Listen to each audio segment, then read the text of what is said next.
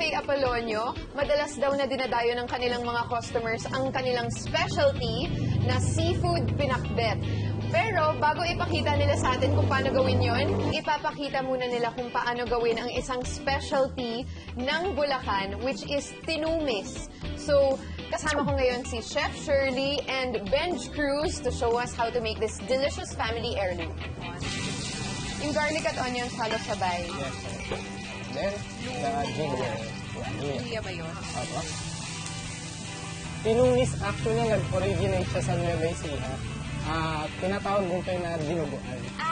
Yan, dinuguan. Kasi siyempre, ang main natin, main ingredients is yung dugo ng baboy. Yan ang talbos ng sampalok. Talbos ng Yeah. sampalok. Okay.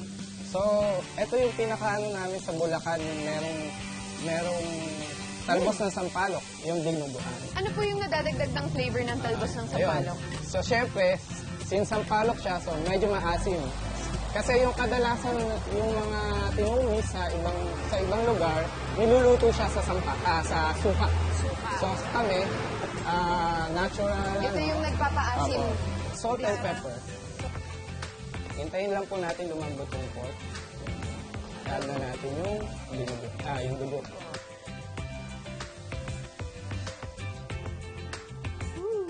So, pakukuluan to ni Chef for 30 minutes and then hahaluan niya naman ng sili.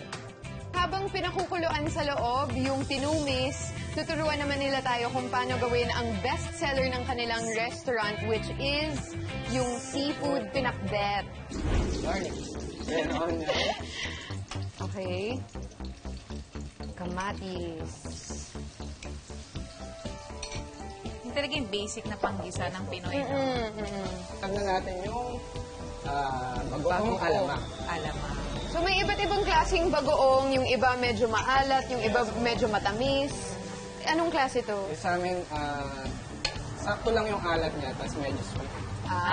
May sweetness ng konti.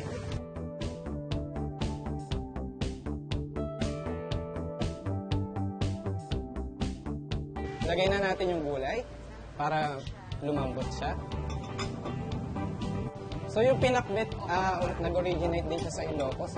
Sa amin naman, binigyan namin ng, kumbaga yung sariling amin, gawin namin seafoods. Kasi kadalasan baboy. Baboy. Right. Tama. Add lang natin ng konting water. Mga 15 minutes po yan, no? Bago lumambot lahat. Ayun, thank you so much, Chef Shirley and Sir Benj, for having us and teaching us these wonderful dishes.